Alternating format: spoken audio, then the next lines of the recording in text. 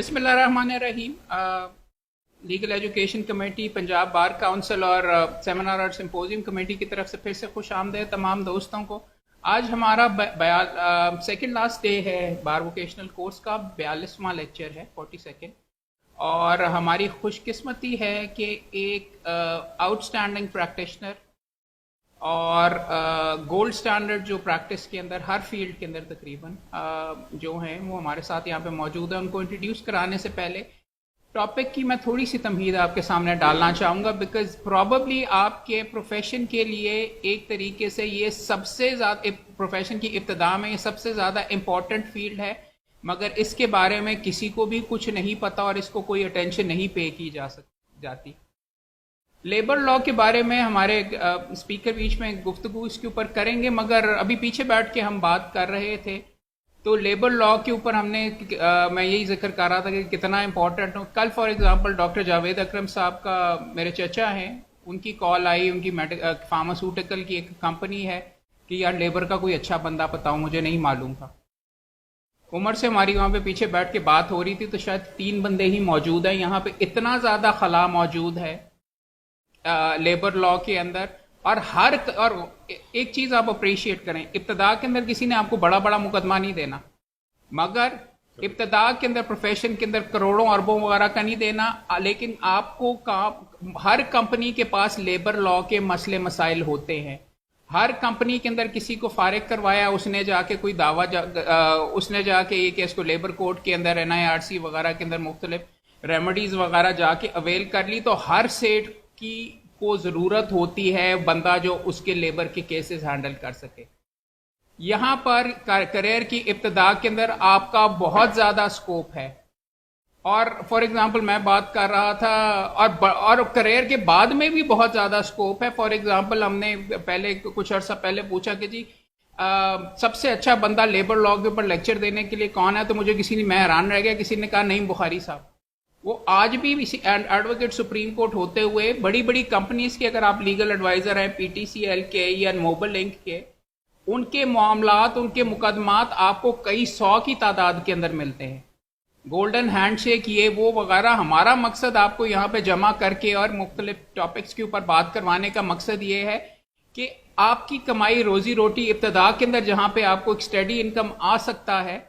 अगर आपने for example किसी कंपनी के अंदर लीगल आपने डिपार्टमेंट के अंदर ज्वाइन करना है, इन हाउस अगर आपने काम करना है, तो वो उनके लिए लाजमी है कि उनके आपको लेबर के मामलात की को सॉर्ट आउट करना, और उनका जो स्टाफ के आपस में जो मामलात होते हैं उनको, उनके वर्कमैन के जो मामलात होते हैं, वो फिर उसके लिए बड़ा वकील बाहर से नहीं करते, वो अपने बंदे से ही करवाना चाहते हैं। तो अगर आपने ये आज का टॉपिक इस नौयत से बहुत ज्यादा आपके लिए इंपॉर्टेंट है, क्योंकि इसके अंदर कमाई का पोटेंशियल, इसके अंदर आगे जाने का पोटेंशियल, इसमें जितने कम वकील बाहर मौजूद हैं। मसला इसके अंदर कानून में आप देखेंगे ये कि कई 100 कवानीन हैं, इतनी मोटी लेबर कोड की किताब है, आपको मोटी मोटी किताबें मिलती हैं, बंदा उसके अंदर गुम हो जाता, पता ही नहीं होता कि कौन किस सिरा का, धागे का सिरा कहां से पकड़ा जाए और किस तरीके से गुंजल सॉर्ट आउट किया जाए। इस लिहाज से हमने आपके सामने इंट्रोडक्शन टू लेबर लॉज, और इन्होंने हमारे भाई ने स्लाइड्स के अंदर बेशुमार कवानीन के नाम तो लिख डाले हैं, आप देखेंगे कुछ 100-150 हैं। हर फैक्ट्री में, हर इंडस्ट्री के अंदर, हर अंदाज के अंदर ये सारे के सारे हैं, मगर जो इंपॉर्टेंट चीजें हैं उनकी इंट्रोडक्शन के लिए आज फिर हमने ये पता किया कि कौन बंदा है, और जिस बंदे को प्रोफेशन के अंदर प्रोफेशनलिज्म का गोल्ड स्टैंडर्ड तस्वर किया जाता है। हमने तो भाई के साथ मिलकर दोनों ने बैंकिंग कोर्ट के अंदर, सिविल कोर्ट के अंदर हमने काम करना इब्तिदा शुरू किया, और उमर शरीफ ना सिर्फ मेरा यार है, मैं इसको रेट करता हूँ एज ए ट्रू प्रोफेशनल। जाती अगर मेरा मुकदमा हो या अगर कोई चीज मैंने कानूनी नुक्ता सर्विस का, लेबर का या यूटिलिटीज का करना हो, तो मैं उमर को कॉल करके उसके साथ डिस्कस करता हूँ। सो मैं इसको अपने प्रोफेशनली भी यहाँ पर रखता हूँ। मगर एक इंपॉर्टेंट चीज ये, मेरे से ज्यादा उमर शरीफ का तुर्रा इम्तियाज ये है कि, और किसी वकील के लिए भी होता है, इन पर जज साहिबान भी रिलाई करते हैं। मुख्तलिफ गवर्नमेंट डिपार्टमेंट्स के स्टैंडिंग काउंसिल हैं, तो वहां पे सुबह यही बात होती है, उमर शरीफ की तरह उमर शरीफ को बुलवाओ, नोटिस ये करना है, इस तरीके से करना है। डिपार्टमेंट्स इन पर रिलाई करते हैं, जज साहिबान इनके ऊपर करते हैं, एक हाईली प्रोफेशनल, और हमारी एक चीज और भी कॉमन है, हाईली प्रोफेशनल बाप एडवोकेट सुप्रीम कोर्ट है एम शरीफ साहब, उनका बेटा है, और अमूमन ये कहा जाता है कि बड़े दरख्त के नीचे कोई बड़ा पौधा बीच में नहीं ग्रो करता। मैं तो एक्सेप्शन हुई हूँ, बट उमर शरीफ का एक, मैं हमेशा ये कहता हूँ, बी लाइक जो हमारे दोस्त यहाँ पे जितनी मेहनत मेरे भाई ने की है मीलों, और ये इसके पास है। फॉर एग्जांपल एक और एग्जांपल दे देता हूँ, लाहौर हाई कोर्ट के एक उसको कहते हैं चीफ जस्टिस साहब का, चीफ जस्टिस साहब ने हमें कहा कि मैंने अपने पोते को कहीं रखवाना है, को आप किस बंदे के पास भेजेंगे? उमर शरीफ के पास वो लड़का अभी भी काम कर रहा है, क्योंकि काम करता है, काम करते हुए नजर आता है, और बेशुमार केसेस निकलते हैं, और बावजूद इसके कि आई वुड से कि बावजूद एक्चुअली वालिद साहब वकील हैं, I still consider him to be a self made lawyer, because जितनी इसने मुशक्कत खुद की है और जिस तरीके से मीलों इस प्रोफेशन के अंदर आगे गया, he is a credit to the profession. So इब्तदा में ही कह रहा हूँ, बी लाइक उमर शरीफ साहब। हमारा मजाक तो आपस में चलता रहता है, लेकिन अब उसको यहाँ पे बिठा के यार मुझे उसकी तारीफ करनी पड़ रही है, बट ही डिजर्व्स इट।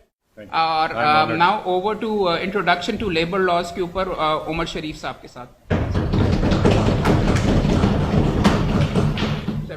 आपके लिए। Thank you.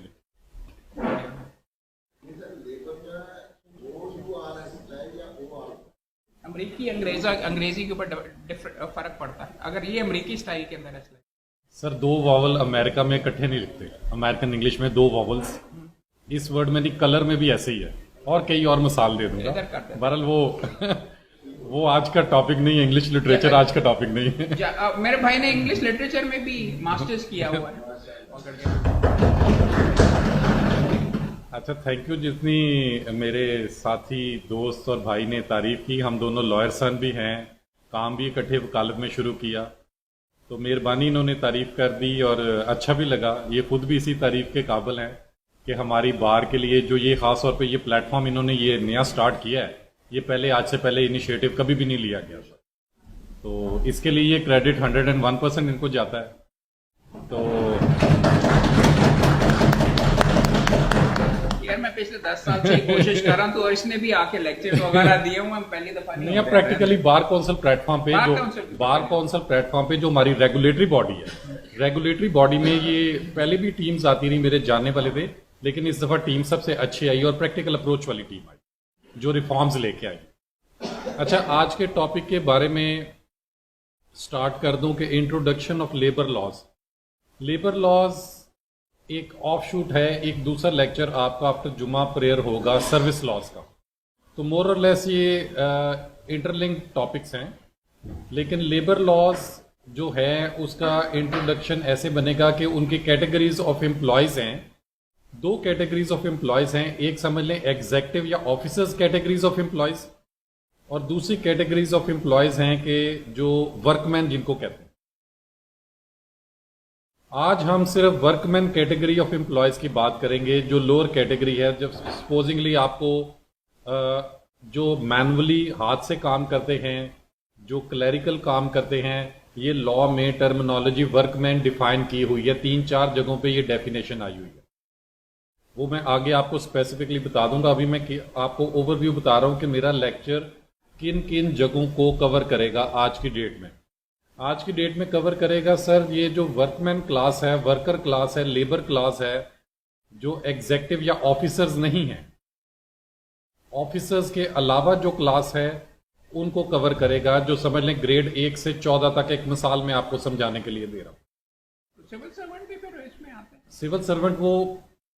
सिविल सर्वेंट्स वो होंगे सेक्शन 2(1)(b) में सिविल सर्वेंट्स एक्ट में जो गवर्नमेंट डिपार्टमेंट्स के मुलाजम होंगे, उनके लिए ग्रेड की कोई कदर नहीं है। सिविल सर्वेंट्स के लिए, सिविल सर्वेंट्स के लिए अगर वो सिविल सर्वेंट है, गवर्नमेंट का प्योर गवर्नमेंट का एम्प्लॉई है, तो गवर्नमेंट एम्प्लॉय के लिए उसके लिए ग्रेड की कदर नहीं है। वो ग्रेड 1 का भी बंदा उधर ही जा रहा है, FST, वो एक अलग फोरम है, उन पे लेबर लॉज नहीं, उन पे लेबर लॉज अप्लाई नहीं होंगे। लेबर लॉज अप्लाई होंगे जो नॉन गवर्नमेंटल ऑर्गेनाइजेशंस हैं, जो प्राइवेट इंस्टीट्यूशंस हैं, प्राइवेट फैक्ट्रीज हैं, इंडस्ट्रीज हैं। मसलन कोई सीमेंट फैक्ट्री है, कोई पेंट की बड़ी सी फैक्ट्री है, कोई मल्टीनेशनल कंपनी है, आपके फ़ोन की कई कंपनीज हैं, इन्होंने इंट्रोडक्शन में कह दिया जी टेलीनॉर जो है, यू फोन है, और भी, यानी कि नेम एनीथिंग। और दूसरी एक चीज़ कैटेगरी आ जाती है इसके स्कोप में, जो सेमी गवर्नमेंट ऑर्गेनाइजेशंस हैं वो भी इधर ही आएंगे, क्योंकि उनके जो इवन एम्प्लॉयज़ हैं वो वर्कमैन की डेफिनेशन में ही आएंगे, वो सिविल सर्वेंट नहीं होंगे, सेमी गवर्नमेंट।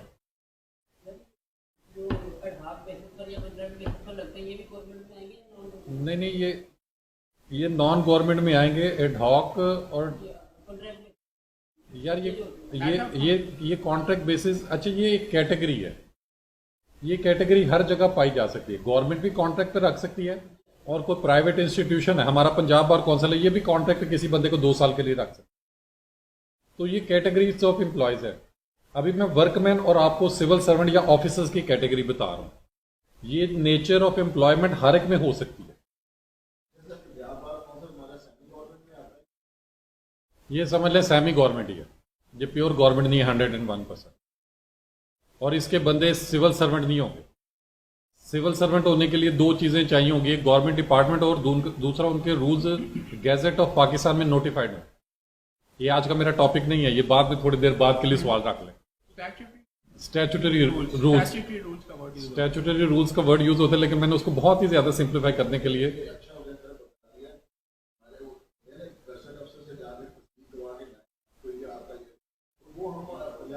मैं मसलन आपको एक मिसाल देता हूँ। एक ऑर्गेनाइजेशन को मैं रिप्रेजेंट करता हूँ, 2-3 को करता हूँ। मसलन पीआईए है,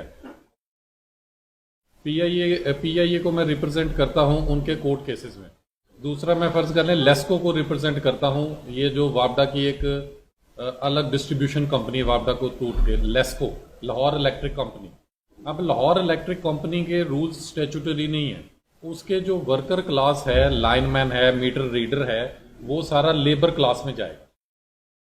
इसी तरह जो पहली ऑर्गेनाइजेशन मसलन मैंने आपको पीआईए बताई है, पीआईए के रूल्स स्टैट्यूटरी नहीं है। अब फर्क समझिएगा, 2 चीजें। पीआईए पहले 1956 का एक्ट था, वो स्टैट्यूटरी बॉडी थी, लेकिन उसके rules with approval of government notified नहीं थे, गजट में छपे नहीं थे, स्टैट्यूटरी रूल्स नहीं थे, तो वो वर्कर क्लास है। तो पीआईए के बंदे, अब आ जाए लेक्चर के पार्ट पे कि पीआईए के बंदे कहाँ पे जाएंगे। पीआईए के बंदे 2 अदालतें यहाँ पे, अब ये हमने सारा कुछ सर, पीआईए के बंदे एनआईआर से जाएंगे, नेशनल इंडस्ट्रियल रिलेशन कमीशन, वो अपने आपको बताता हूँ। हमारे लेबर लॉज सर ये आए थे, हमने आर्टिकल 212 कॉन्स्टिट्यूशन ऑफ पाकिस्तान का है, यहीं से था बस, ठीक है। और कॉन्स्टिट्यूशन में बाकी भी 5-6 आर्टिकल्स हैं जो आप स्क्रीन पे अपनी देख रहे होंगे, कि जहाँ पे लेबर लॉज और वर्कर्स के राइट्स को कॉन्स्टिट्यूशनल प्रोटेक्शन है। वो कॉन्स्टिट्यूशनल प्रोटेक्शन आर्टिकल 11 में अलग है। 17 देखिएगा जरा, सीरियल नंबर 2 पे, provides for fundamental right to exercise the freedom of association and right to form unions. ये आर्टिकल 17 यूनियन एस्टैब्लिश करना, यूनियन बनाना। ऑफिसर्स कैटेगरीज की यूनियंस उतनी स्ट्रांग नहीं होती और वो लॉ में इतनी रिकग्नाइज नहीं है जितनी वर्कर क्लास की यूनियंस हैं। ऑफिसर्स की यूनियंस की स्टैट्यूटरी बैकिंग नहीं है। ऑफिसर्स की यूनियन की, ऑफिसर्स की यूनियन हम सिंबॉलिक बना लेते हैं, लेकिन उसकी स्टैट्यूट में या कॉन्स्टिट्यूशन में उसकी बैकिंग नहीं है। कॉन्स्टिट्यूशनल बैकिंग और लीगल बैकिंग वर्कर्स यूनियन की है। वर्कर्स यूनियन की बैकिंग आर्टिकल 17 से हम रखते हैं, और आर्टिकल 17 या फंडामेंटल राइट्स, ये आप देख लीजिएगा, शायद राइट टू लाइफ भी सारे सब्जेक्ट टू रीजनेबल रिस्ट्रिक्शंस हैं, सारे फंडामेंटल राइट्स। तो राइट टू फॉर्म यूनियन भी रीजनेबल रिस्ट्रिक्शन के तहत या सब्जेक्ट टू डिफरेंट लॉज है। उसके बाद आप देखिएगा कि आर्टिकल 18 है, right to its citizen to enter upon any lawful profession और occupation and to conduct any lawful trade और बिजनेस। उसके बाद आर्टिकल 25 है, इक्वालिटी है और डिस्क्रिमिनेशन है। और आर्टिकल 37 थोड़ा सा देख लीजिएगा, ये प्रिंसिपल ऑफ पॉलिसीज में आते हैं। 37E makes any provision for securing just and human condition of work, ensuring that the children and women are not employed, vocation unstitched to the age or sex or for the maternity benefits for the women in employment. तो women right और principle of policies के तहत article 37 में भी ये cover होते हैं। अब आज का टॉपिक मैं आपको बता दूं कि लेबर लॉज, ये एक वैसे ही आपको ओवरव्यू दिखा रहा हूं, पढ़ानी नहीं पूरी किताब। ये लेबर लॉज का एक कंपाइलेशन है, मैनुअल है लेबर लॉज का। इसमें कोई 100 कोई लेबर लॉज हैं इस तरह की, और भी, और ये बेयर एक्ट है, ये कमेंट्री के बगैर है। लेबर लॉज बहुत ज्यादा छोटी छोटी चीजों के लिए हमने माइनर एक्ट्स बने हुए हैं, सारे माइनर एक्ट्स छोटी छोटी इंडस्ट्रीज के अलग-अलग हैं जी, हर इंडस्ट्रीज की कैटेगराइज की हुई है। रेलवे के अलग है, बॉन्डेड लेबर का अलग लॉ बना है, फैक्ट्रीज का एक्ट का अलग बना है, सोशल सिक्योरिटी का अलग बना है, कंपनसेशन का अलग बना है। आज मैं आपको 5 मोटे मोटे प्रैक्टिकल और प्रोसीजरल लॉज के बारे में बताऊंगा। नहीं, ये ठीक है। इंडस्ट्रियल सबसे जो बतौर वकील एकेडमिक लेक्चर नहीं आज होगा, एकेडमिक के लिए जो है आज हमारा चूंकि बार का कोर्स है, जो फील्ड्स का प्रोफेशनल फील्ड की आपको इसमें गाइडलाइन और टिप्स देनी है कि आपने डे टू डे आपके पास प्रपोजिशन आए, डे टू डे वकालत बतौर वकील आपने क्या काम करना है। बतौर वकील सर हमारे पास फेडरल के लिए एक लॉ है जो स्क्रीन पे आ रहा है, इंडस्ट्रियल रिलेशन एक्ट 2012।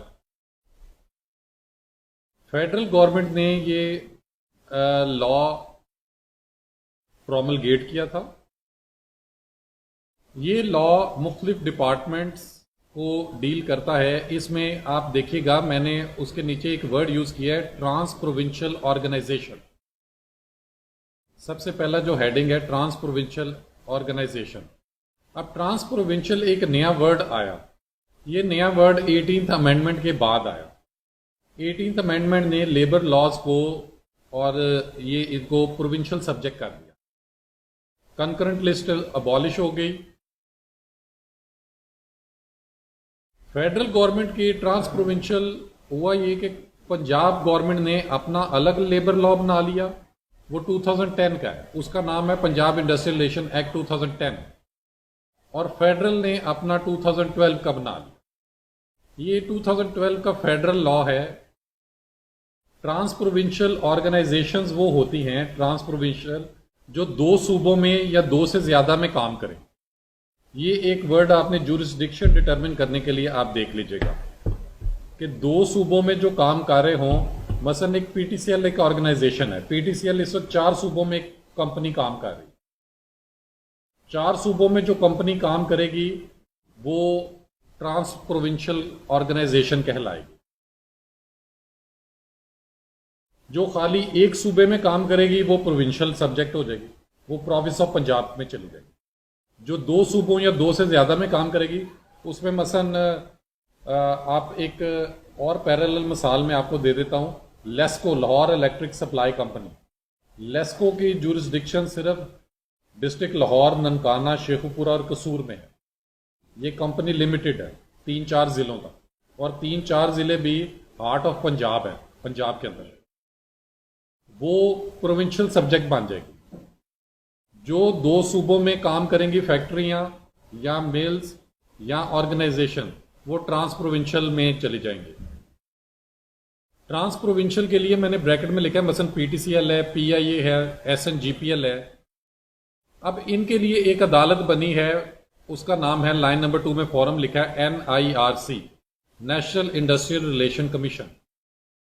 इनके बंदे, इनके मुलाजमीन के लिए कोई डिस्प्यूट आए, इनकी प्रमोशन का, सीनियरिटी का, इनकी ट्रांसफर की है एक सूबे से दूसरे सूबे में, एक जिले से दूसरे जिले में, इवन एक दफ्तर से दूसरे दफ्तर में, इसके मालिक, इसका एम्प्लॉयर इसको सैलरी नहीं दे रहा, तो ये सर एक अदालत है एनआईआरसी। ये अदालत फ्लैटिस होटल के लाहौर में, फ्लैटिस होटल के ऑपोजिट है जी। जी सर। तो ये अदालत में इसका केस चलेगा और इसमें केस फाइल करने के लिए उससे नीचे मैंने लिखा है ग्रीवियंस नोटिस देना पड़ेगा। स्ट्रेट वे आप कोर्ट में लाइक अ सिविल सूट पहले दिन नहीं जा सकते। उनके लॉ में मस्ट है कि आपने अपने एम्प्लॉयर को, अपने बॉस को एक मैंडेटरी ग्रीवियंस नोटिस देना है। तो ग्रीवियंस नोटिस दिए बगैर आप केस फाइल करेंगे तो आपका केस डिसमिस हो जाएगा। ग्रीवियंस नोटिस आपको एक डिपार्टमेंटल अपील या एक नोटिस कि जी मैं कोर्ट में जाना चाह रहा हूँ, मेरी आपने इस महीने प्रमोशन नहीं की, या आपने मेरी सीनियरिटी फिक्स नहीं की, या आपने मेरी ट्रांसफ़र कर दी है, वो एक पेज का आपको ग्रीवियंस नोटिस देकर उसकी TCS की रसीद साथ लगानी है नोटिस के साथ कि जी मैंने उसको नोटिस अपने मालिक को दिया हुआ है। तो फिर आप केस फाइल कर सकते हैं और उसको ग्रीवियंस पिटीशन कहेंगे। ग्रीवियंस पिटीशन के साथ आपने वो नोटिस साथ लगाना है। नोटिस के बगैर आपका केस मेंटेनेबल नहीं होगा, पहले दिन ही खारिज हो जाए। नोटिस को वसूल कराने के दो तरीके हैं, एक तो मैंने बता दिया TCS या रजिस्टर्ड AD के जरिए, और दूसरा आप कर सकते हैं कि आप उसको पर्सनली उनके ऑफिस में जाकर उनके जो डायरी क्लर्क है उसको भी रिसीव करवा सकते हैं। सर हर डिपार्टमेंट में, हर दफ्तर में डायरी क्लर्क बैठा होता है उनका डेली, उसको मोहर लगवा दें अपने बॉस के, हर दफ्तर में होता है। वो स्टैंप एक्नॉलेजमेंट ले लें, एक्नॉलेजमेंट, वो एक्नॉलेजमेंट वाली आप लगाकर तो ग्रीवियंस पिटीशन फाइल करनी है आपने। वहाँ पे मेंबर्स ऑफ NIRC होते हैं, 5-6 मेंबर्स होते हैं। NIRC के मेंबर आपका केस सुनते हैं। ये एक प्रैक्टिकल अदालत है फेडरल डिपार्टमेंट्स के लिए, और फेडरल जो ज़्यादा सूबों में जिनकी इंडस्ट्रियल यूनिट्स हैं, ऑफिसेज हैं, उनके लिए। इनकी यहाँ से आप केस जीते या हारें, इनका इंटरनल 3 मेंबर बेंच है, फुल बेंच उसको कहते हैं, फुल बेंच ऑफ NIRC, वहां पे उसकी अपील चलती है। उसके बाद इसको हाई कोर्ट में आप रिट पिटीशन में फर्दर रेमेडी, फुल बेंच के ऑर्डर की और सिंगल बेंच के आप हाई कोर्ट में रेमेडी ले सकते हैं। ये लॉ NIRC के डिसीजन के बाद, NIRC में सबसे पहले आप ग्रीवियंस पिटीशन फाइल करेंगे, वो एक सिंगल मेंबर, एक सिंगल जज साहब सुनते हैं। अगर सिंगल जज साहब आपके हक में या आपके खिलाफ केस फाइल करें तो either party who is an aggrieved of the order of the single member, it can file an appeal before the full bench. NIRC का इंटरनल फुल बेंच, उनकी इंटरनल स्टैट्यूटरी रेमेडी है और law में provided है, वो भी वहीं पे ही है। NIRC के वो 3 मेंबर का बेंच बैठ के, फुल बेंच 3 मेंबर का बेंच, NIRC के 3 मेंबर बैठ के उस अपने वो सिंगल मेंबर के बेंच के डिसीजन को खत्म कर सकते हैं, मॉडिफाई कर सकते हैं, या उसको अपहोल्ड कर सकते हैं। उसके बाद स्टेज 3 मैंने आपको रेमेडी बताई कि जब फुल बेंच का भी डिसीजन आ जाए, उसके बाद जो भी पार्टी एग्रीव्ड है वो हाई कोर्ट में उन डिसीजन को तीसरी स्टेज पे रिट पिटीशन में चैलेंज कर सकते।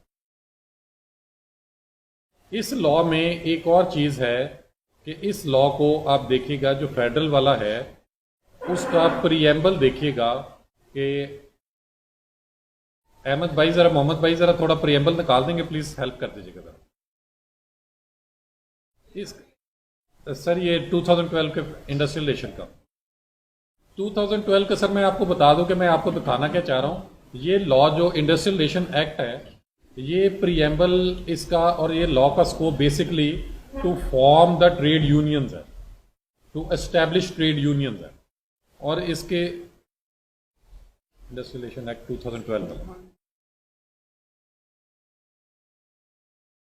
सर उसके जो 2012 के लॉ में, इसके प्रीएम्बल में इसका जो स्कोप है इसका, और लॉ ज़्यादातर वर्कमैन से ज़्यादा ये यूनियन एक्टिविटीज़ और ट्रेड यूनियन के लिए यूज़ हुआ है, ये लॉ बनाया गया है। इसके प्रीएम्बल में इसका स्कोप ये लिखा हुआ कि, एक सेकंड वो निकाल लें तो फिर मैं आपको बताता हूं। मेरे ख्याल में सर उसके बगैर ही पढ़ कोई बात नहीं। An act to consolidate and rationalise the law relating to formation of trade unions and improvement of relation between employers and workman in Islamabad capital territory and in trans provincial establishment and industry. तो ये law ज्यादातर इसको cover करता है कि किसी factory में मजदूर सारे मिलकर ट्रेड यूनियन भी बना सकते हैं। ट्रेड यूनियन बनाने का क्या फ़ायदा होता है कि आप अपने एम्प्लॉयर से अपना जो चार्टर ऑफ डिमांड है, आपके जो राइट्स हैं, सैलरी इंक्रीज है, कुछ भी चीज़ें हैं, वो आपकी यूनियन जाकर आपको वहाँ रिप्रेजेंट कर सकती है, आपकी बॉडी आपके फैक्ट्री के मालिक के पास। क्योंकि हर बंदे की इंडिविजुअल ग्रीवियंस नहीं सुनी जा सकती। जिस तरह हमारी अपनी वकीलों की 2-3 बॉडीज़ हैं, हम सारे बंदे नहीं अपना काम करवा सकते खुद, तो हमारी भी इलेक्टेड बॉडीज़ हैं, वो जाके करती हैं। इसी तरह सर ये जो लॉ है, ये 2-3 यूनियन अगर जहाँ पे हों, उससे नीचे मैंने लिखा है CBA, कलेक्टिव बार्गेनिंग एजेंट। फर्ज कर लें एक फैक्ट्री बहुत बड़ी है, एक इंडस्ट्री बहुत बड़ी है, उधर 2-3 यूनियंस हैं, 2-3 यूनियंस हैं, उसके मुलाजमीन की तादाद बहुत ज़्यादा है। मसलन PIA है एक ऑर्गेनाइजेशन, और इस तरह PTCL है, इसमें 3-3, 4-4 यूनियंस रजिस्टर हुई हुई है। वो 3-4 यूनियंस में से एक को कहा जाता है कि वो आपस में यूनियंस रेफरेंडम कराती हैं। वर्कर क्लास कहती है कि 3-4 यूनियंस में union number A, B, C, वो तीनों में से हमें फर्ज कर लें यूनियन नंबर B ज़्यादा प्रेफरेंशियल है कि वो जाके एम्प्लॉयर से हमारा बात किया करे। जो रेफरेंडम जीती है उस यूनियन को कहते हैं कलेक्टिव बार्गेनिंग एजेंट, CBA। क्योंकि एम्प्लॉयर के लिए, मालिक के लिए 3 यूनियन से अलग अलग हैंडल करना बहुत मुश्किल होता है, तो वो कलेक्टिव बार्गेनिंग एजेंट जाके सिर्फ रिप्रेजेंट कर सकता है मुतलका यूनियन को। तो ये सारा काम NIRC के रजिस्ट्रार के पास होता है। NIRC के पास प्रैक्टिकली वहां पे हमारे 3 या 4 दोस्त काम कर रहे हैं वकालत। 3 या 4 दोस्त मेरे फ्रेंड्स हैं, मैं भी जाता हूँ। 3-4 दोस्त काम कर रहे हैं, और वहां पे हजारों और सैकड़ों की तादाद में मुकदमात हैं और पेंडिंग है। सर आप वो रेगुलर हो गए ना, वो देखें, आप कुछ और बात कर रहे हैं, मैं कुछ और बात कर रहा हूं। आप कह रहे हैं कि प्रिजाइडिंग ऑफिसर नहीं बैठा हुआ, मैं कह रहा हूं नए बच्चों को वॉल्यूम ऑफ केसेस वहां बहुत है।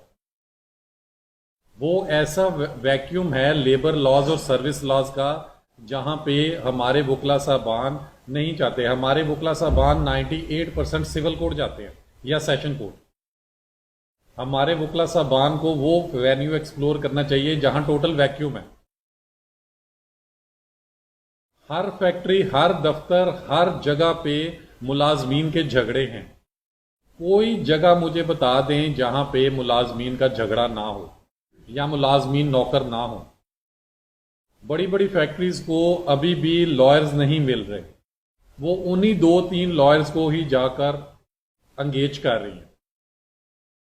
जिस तरह इन्होंने एक लॉयर का नाम इंट्रोडक्शन में ले दिया, एक बहुत बड़े लॉयर का, इसी तरह वहां पे हमारी बड़ी मल्टीनेशनल कंपनीज जो बाहर की फॉरेनर कंपनीज हैं, उनके जो पाकिस्तानी मुलाजमीन हैं, उनको डील करने के लिए मल्टीनेशनल कंपनीज को लोकल लॉयर नहीं मिल रहा।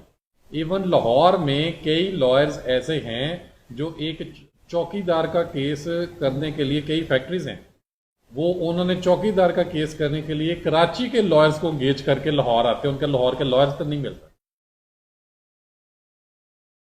कई ऐसी कंपनीज का नाम मैं आपको बता सकता हूं, वो रिकॉर्डिंग हो रही है इसलिए मैं नाम किसी का नहीं लेना। वो लाहौर में सोचते हैं कि चौकीदार का केस, हमारे चौकीदार ने हमें केस कर दिया,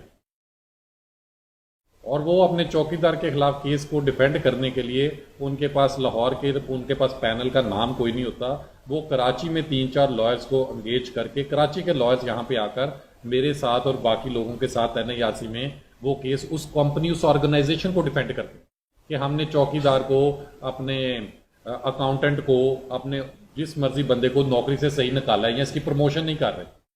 जो भी सर्विस मैटर के डे टू डे अफेयर्स होते हैं, आपकी कई ऐसी मल्टीनेशनल फार्मास्यूटिकल कंपनीज हैं, उनके पास बंदा कोई नहीं, फार्मास्यूटिकल कंपनी। और फार्मास्यूटिकल कंपनीज का हम सब अब पोस्ट कोविड वर्ल्ड में देख लिया कि फार्मास्यूटिकल कंपनीज इतने बड़े जाइंट्स हैं कि इवन अमेरिकन प्रेसिडेंट तक उनसे डरते हैं, उनका इतना रोब दबदबा। जो आप सारे ये फाइजर वगैरह और बाकी ड्रग मेडिसिन का नाम लेते रहते हैं, ये वाकई जाइंट्स हैं। पाकिस्तान में भी इनको NIRC के लिए और लेबर लॉज के लिए बंदा नहीं मिलता एम्प्लॉयमेंट। 3 लॉयर्स घूम फिर के उन्हीं के पास सारा काम जाता है। तीनों मेरे दोस्त हैं, अब उनका नाम नहीं ले रहा, उन्होंने मुझे डांटना तुम हमारे खिलाफ मार्केटिंग कर रहे हो, हमारी मोनोपोली हो। लेकिन वाकई ही मैंने भी जब देखा, और इसी तरह आपके जो फेडरल वाले हैं, फेडरल गवर्नमेंट में FST एक अदारा है और पंजाब सर्विसेज ट्रिब्यूनल, 2 अदालतें और हैं फेडरल गवर्नमेंट के मुलाजमिन की। उधर भी आपके पास 5 से 10 लॉयर्स, और हर ब्यूरोक्रेट, हर सिविल सर्वेंट, हर पुलिस डिपार्टमेंट के बंदे को, आपके हर रिश्तेदार को, हर आने जाने वाले को इस तरह के सर्विस मैटर के लेबर लॉज की मजबूरियां रोज पड़ती हैं। आपके खानदान में जिस किसी ने फैक्ट्री स्टैब्लिश की है, कोई खानदान का बंदा ब्यूरोक्रेट बन गया है, उसको ट्रैवलिंग अलाउंस का नहीं पता कि मैंने लाहौर से कसूर जाना है तो ट्रैवलिंग अलाउंस कैसे भरूं। फिर लाहौर से फर्ज कर लें किसी की out of province Karachi transfer हो गया, उसको ट्रांसफर को रोकने के लिए कई CSP ऑफिसर्स हैं, वो यहाँ पे एक एक केस के 10-10 लाख देते हैं कि लाहौर से बाहर ट्रांसफर ना हो, और उनके पास घूम फिर के आ जाके 3 लॉयर्स की चॉइस, 4 लॉयर्स, 5, हार्डली जो मेरे जैसे बंदे जो बॉटम ऑफ द लिस्ट है उनको शामिल करके भी खींच खांच के 10 बंदों से ऊपर पैनल ही नहीं वहां पे। द मोस्ट एक्टिव 3, 4, 5, रिमेनिंग 3, 4, 5, 6 वो मेरे जैसे जो रैंडमली महीने में 3 दफा, 5 दफा, 7 दफा चले गए। तो इसको देखें आप सारे लॉयर्स, और इस वेन्यू को इस पे एक्सप्लोर करें कि यहाँ पे बहुत ज़्यादा एक वैक्यूम है। इसके साथ साथ मैं आपको दूसरा टॉपिक, साथ ही दूसरा लॉ बता दूं। नेक्स्ट स्लाइड पे चलते हैं। इसी तरह के जो गवर्नमेंट ऑफ पंजाब के या विद इन पंजाब प्रोविंस जो केसेस हैं, विद इन पंजाब प्रोविंस जो केसेस हैं, उनके लिए ये पैरेलल लॉ है, पंजाब इंडस्ट्रियल रिलेशन एक्ट 2010 है, ये पंजाब का है। और इसमें जो फोरम है, अब सिर्फ यहां पे मोर और लेस टॉपिक या सब्जेक्ट मैटर सेम है। एक सिर्फ फेडरल लेजिस्लेशन है, एक प्रोविंशियल लेजिस्लेशन है, सब्जेक्ट मैटर अंदर सेम है, सिर्फ फोरम इनका फर्क है। पंजाब वालों ने अपने फोरम का नाम दे दिया है, जैसा फेडरल में NIRC था, पंजाब वाले ने दे दिया है लेबर कोर्ट्स। NIRC का पैरेलल है लेबर कोर्ट्स। सारी रेमेडीज वही हैं। मैं सिर्फ आपको अदालत और रेलिवेंट फोरम बतौर वकील मैंने आपको बताया था। मेरा लेक्चर वो होगा कि जो आपको प्रैक्टिकल डे टू डे चीज़ों से आगाही करूं कि अगर पंजाब का कोई मुलाजम है, गवर्नमेंट ऑफ पंजाब की इंडस्ट्री का, कोई फैक्ट्री का, कोई लोकल इंडस्ट्री का जिसका विद इन पंजाब ऑफिस है, उसके लिए अदालत आपने लेबर कोर्ट्स देखनी है। और लेबर कोर्ट हर डिवीजन में बनी हुई है। लाहौर में 3 बनी हुई है। लाहौर में वॉल्यूम ऑफ वर्क ज्यादा है। Labour code number 1, labour code number 2, labour code number 3। जी सॉरी, जी सर, सही कह रहे हैं आप। तो वो जो सिर्फ मैं आपको जुरिस्डिक्शन का फर्क बता रहा हूं। ये सिर्फ पंजाब को जो विद इन पंजाब है उनकी जुरिस्डिक्शन ये है लेबर कोड्स, और जो फेडरल वाली है उनकी जुरिस्डिक्शन मैंने आप सबको पहले एक्सप्लेन कर चुका हूं NIRC। अंदर रेमेडी, फोरम, पिटीशन ड्राफ्ट करना, ग्रीवियंस नोटिस देना, वो फोरम और वो स्टाइल सारा सेम। इनकी अपील, अच्छा इनकी भी अपनी अपील, एक इंटरनल अपील है। इन्होंने भी प्लैट जो लाइन नंबर 2 में लिखा है, पंजाब लेबर एपलेट ट्राइब्यूनल, उधर NIRC का फुल बेंच सुनता है और इधर लेबर एपलेट ट्राइब्यूनल है। लेबर कोर्ट जो भी डिसीजन देगी उसकी अपील आपने वो लाइन नंबर 2 में मैंने अदालत का नाम लिखा है, पंजाब लेबर एपलेट ट्राइब्यूनल। उधर रिटायर्ड जज ऑफ हाई कोर्ट किसी को अपॉइंट किया होता है और वो फंक्शन करते हैं। सारी लेबर एपलेट ट्राइब्यूनल और लेबर कोर्ट्स की अपील है।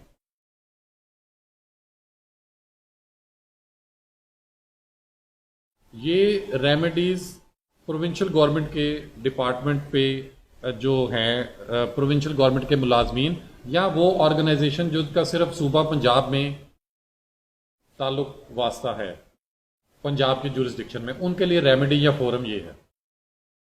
अब सर अगला लॉ आ जाए, एक तीसरा लॉ, वो तो हमने डिस्कस कर दिया, इंडस्ट्रियल रिलेशन एक्ट, जहां पे फोरम लिखा हुआ है, वो मैंने आपको अदालतों के नाम बता दिए।